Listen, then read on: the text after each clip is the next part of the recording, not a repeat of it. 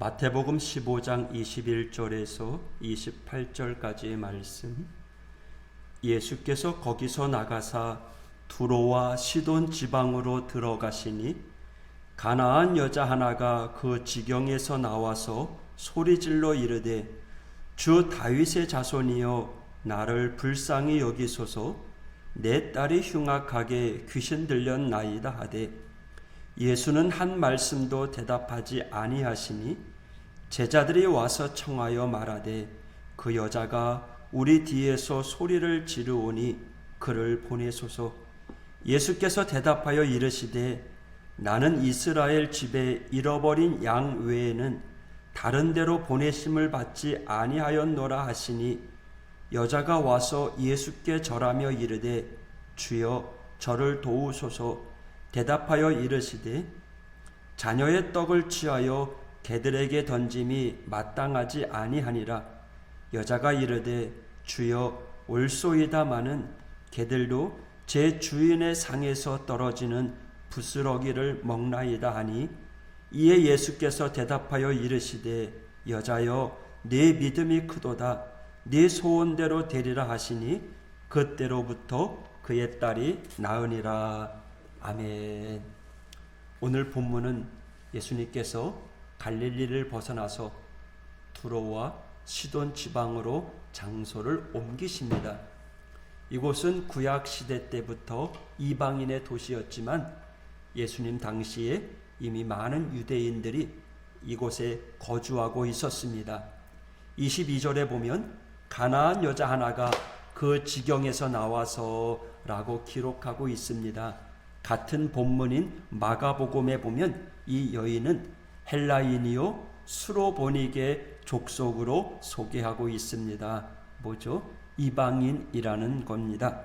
예수님께서 왜 이 이방 지역에 가셨는지에 대해서 마태복음은 별다른 소개를 하고 있지 않습니다. 마가복음에서는 한 집에 들어가 아무도 모르게 하시려 하나 하는 설명이 나와 있습니다. 아마도 사역에 지친 제자들을 이끌고 잠시라도 쉬고자 오시지 않았나 생각해 봅니다.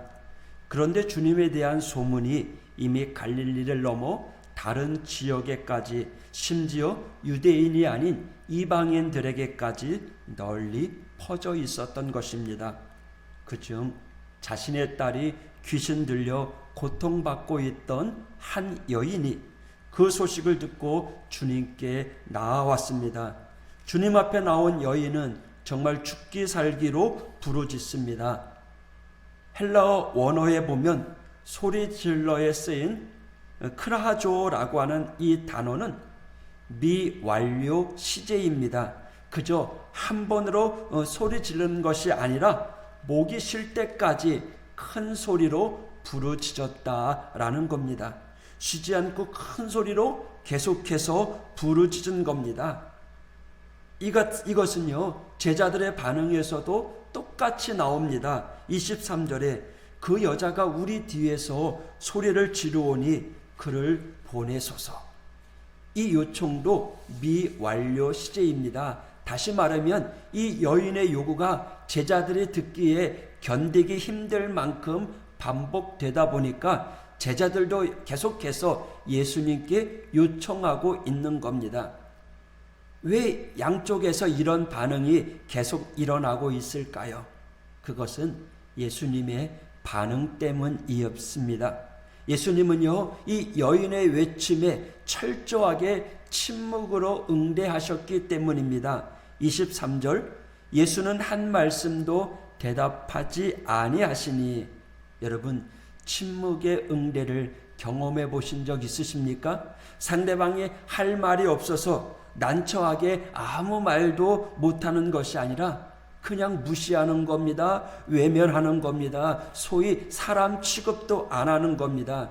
그럼 그 상황 속에서 내가 할 수 있는 것은 아무것도 없습니다. 왜 무시하냐고 항변도 못합니다. 그런 침묵의 대응 앞에 우리는 좌절합니다. 절망합니다. 두렵기까지 합니다. 분노가 치밀어 오르지만 결국엔 아무것도 할 수 없어서 속상해서 가슴만 치게 됩니다. 어떤 면에서요, 침묵은 징벌과도 같습니다. 예수님께서 이 여인에게 지금 침묵하고 계신 거예요. 그런데 이 여인의 반응이 정말 대단하지 않아요? 멈추지 않습니다. 쉬지 않습니다. 아니, 멈출 수가 없습니다. 귀신에게 고통받는 그 딸을 생각하면 이 여인은 멈출 수가 없었습니다. 무엇보다 믿음이 있었습니다. 주님 아니면 안 된다는, 주님께서, 예수님만이 내 딸을 고쳐줄 수 있다라고 하는 믿음이 이 여인에게 있었습니다. 이 여인의 믿음이 얼마나 대단한지 이어지는 대화를 통해서 우리는 알 수가 있죠. 24절에 예수께서 대답하여 이르시되 나는 이스라엘 집에 잃어버린 양 외에는 다른 데로 보내심을 받지 아니하였노라 하시니. 자세히 보면 이 말씀은 여인에게 하신 말씀이 아니에요. 제자들에게 하신 말씀이에요. 계속된 침묵 위에 나온 말이지만 그마저도 여인을 향한 게 아니에요. 여인은 끊임없이 무시당하는 거고요.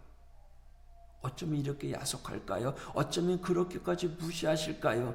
정말 기분 나빠지려고 합니다. 이런 응대에 대해서 여인의 반응이 어떻습니까? 25절 여자가 와서 예수께 절하며 이르되 주여 저를 도우소서. 지금 우리가 살고 있는 시대도 마찬가지지만 당시에 서로가 믿는 신이 다릅니다. 심지어 한 민족이 섬기는 신이 다릅니다. 유대인이 믿는 신이 있고 수로보니게인들이 믿는 신들이 다릅니다. 그런데 이 여인이 예수께 뭐라고 이야기합니까? 주여, 내 신은 못하지만 당신이 믿는, 유대인이 믿는 그분, 이 일을 능히 행할 수 있다라고 하는 고백입니다. 그 신을 섬기는 민족 중에 당신은 특별한 능력을 가진, 내가 보기에 당신은 선지자이기에 당신이라면 내 딸을 고쳐줄 수 있겠다라고 하는 믿음의 고백입니다. 이 고백을 하면서 여인은 주님 앞에 부르짖습니다. 주님, 저를 도와주세요. 다른 민족이라고, 이방인이라고 외면하지 말아주세요. 침묵하고 무시할지라도 나는 멈출 수가 없습니다. 이 간절한 부르짖음에 주님 뭐라고 대답하십니까? 25절 대답하여 이르시되 자녀의 떡을 취하여 개들에게 던짐이 마땅하지 아니하니라. 아이고 주님, 차라리 여인에게 침묵하시지. 적어도 이 말씀은 하지 말았어야 되는데 뭐라고요? 개 취급을 합니다. 이 성경은 여기까지 역사를 기록하고 있지만 여러분, 만약 이 여인 같으면 어떤 심정이 들겠어요? 여기서 끝입니다. 될 대로 되라. 그냥 법정에 고소를 하든지 달려들어 해코지를 하든지 욕을 하고 침을 뱉을 거예요. 할 수 있는 모든 감정 표현을 다 했을 거예요. 아니 주님, 아니면 말지. 개라니요. 개가 뭔가 내가 정말 보여드릴까요? 차라리 침묵이 나았고 차라리 무시가 나았을 거예요. 주님이 하신 말은 정말 해도 너무한 말이었습니다. 하지만 27절에 이 여인의 반응은 정말 뜻밖이었습니다. 여자가 이르되 주여 올소이다마는 개들도 제 주인의 상에서 떨어지는 부스러기를 먹나이다 하니. 뭐라고요? 주님, 저 개입니다. 떡을 먹을 수 있는 자녀가 아니라는 거 저 알고 있어요. 그러나 주님, 그저 먹다가 흘린 거라도, 부스러기라도 먹을 수 있게 좀 해주세요. 그때 주님이 말씀하십니다. 여자여, 네 믿음이 크도다. 네 소원대로 되리라. 할렐루야. 우리가 예수님께, 하나님께 나아가서 우리의 죄가 씻김받고 의롭다 인정받고 하나님의 자녀 삼아주시는 이 놀라운 은혜, 구원받은 이야기를 우리는 합니다. 성경은 무엇으로 우리가 이 은혜를 경험하고 구원받을 수 있는가를 가르쳐 주는데요. 그것은 믿음입니다. 믿음으로 구원받습니다. 우리 모두가 믿음이 있는 줄 압니다. 그런데 이 여인은요, 그 믿음을 무엇으로 표현했습니까? 행함으로 그것을 증명했습니다. 우리가 믿음으로 구원받지만 여러분, 축복은요 믿음으로 받는 것이 아니라 행함으로 받는 것입니다.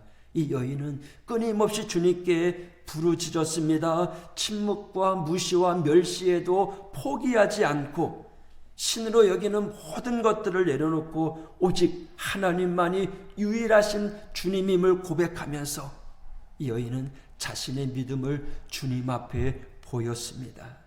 여러분, 행함은 믿음의 결과입니다. 앞서 서두에 예수님께서 왜 두로와시돈 지역으로 가셨는지 마태복음은 기록하지 않았다라고 이야기했습니다. 사실 그건 잘못된 설명입니다. 주님이 왜 이곳에 가셨는지 오늘 본문의 내용이 들어가 있습니다. 왜 주님이 그곳에 가셨습니까? 이 여인을 만나러 가신 것입니다. 헬라인이요 수로 보니게 이방인이었지만 그러나 참으로 큰 믿음을 가지고 자기 딸을 고치기 위해 예수님께 나왔던 이 여인을 만나기 위하여 가셨던 것입니다. 비록 딸이 귀신 들려 고통받고 있지만 주님은 내 딸을 고쳐줄 거라고 하는 확신을 가지고 믿음을 가졌던 이 여인을 만나기 위해서입니다. 할렐루야. 이 여인을 만나기 위해서, 이 여인을 위로하기 위해서, 이 여인의 믿음을 증명하기 위해서, 이 여인의 삶을 변화시키기 위해서, 이 여인을 구원하시고 그 딸을 건져주시고 그 가정에 행복을 주시기 위하여 우리 주님이 두로와 시돈 지역으로 가셨던 것입니다. 주님은 오늘 여러분과 함께 하십니다. 왜 주님이 여러분에게 찾아가십니까? 여러분의 믿음을 확인하시고 여러분의 행함을 테스트하고 여러분에게 복을 주시기 위함입니다. 여러분, 우리는 구원받은 하나님의 백성입니다. 구원받아 이제 천국 갈 것입니다. 그러면 이 땅에서도 구원받은 백성으로서 축복받는 하나님의 자녀로 살아가야 되지 않겠습니까?